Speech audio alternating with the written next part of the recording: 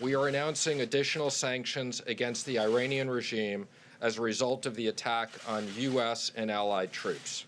U.S. Treasury Secretary Steven Mnuchin and Secretary of State Mike Pompeo announced Friday that the U.S. has slapped new sanctions on Iran, just days after Tehran's ballistic missile attack on U.S. targets in Iraq, a move that nearly brought the U.S. and Iran to the brink of war. With the two sides now stepping back from a possible armed conflict, the new round of U.S. sanctions target 8 senior Iranian officials that the Trump administration believes were involved in the missile strikes on Iraqi bases housing American troops.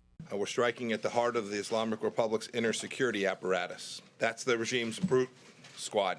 Our action also targets other senior leaders close to the Ayatollah. They've carried out his terrorist plots and destabilizing campaigns across the Middle East and around the world. The sanctions also further tighten the screws on the Iranian economy, targeting the country's manufacturing, mining, and textile sectors. As a result of these actions, we will cut off billions of dollars of support to the Iranian regime, and we will continue our enforcement of other entities. Tensions between Tehran and Washington have spiked over the past week after President Donald Trump ordered a U.S. drone strike in Baghdad that killed Iran's top military leader, Qasem Soleimani.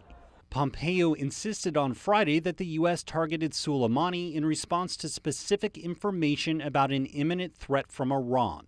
It was very clear. Qasem Soleimani himself was plotting a broad, large-scale attack against American interests, and those attacks were imminent against American facilities, including American embassies, military bases, American facilities throughout the region. Pompeo failed to provide specific information about the plot.